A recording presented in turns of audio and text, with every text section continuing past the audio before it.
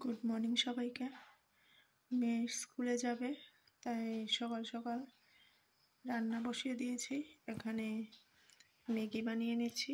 আজকে মেয়ে বলছে ম্যাগি টিফিন নেবে, তাই ম্যাগিটাকে সিদ্ধ করে এটা বানাবো, অন্যরকমভাবে বানাবো, আপনাদেরকে দেখাচ্ছি।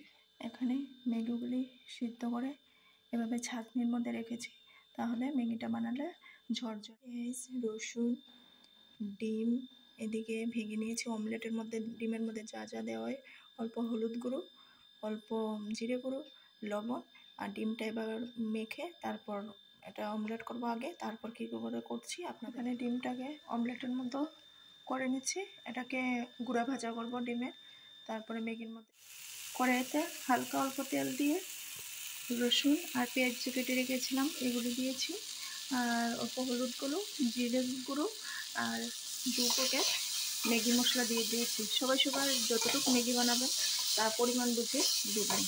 তখন ম্যাগিগুলি দিয়ে দেবো। এগুলো একটু ফ্রাই হয়ে গেলে, আর বাচ্চার টিফিন তো একটু অয়েল কম দিয়ে জল এভাবে ছিটা দিয়ে দিয়ে করে নেবেন। জল দিবেন অল্প অল্প করে, হালকা হালকা করে, তখন আর তেলটা লাগবে।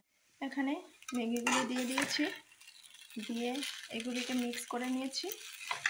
এটা ম্যাগিটা চাউমিন স্টাইল বানায়, এরকম বানালে খেতে খুব ভালো লাগে। আর এখন উপর দিকে আর একটু ম্যাগি মশলা দিয়ে দেব।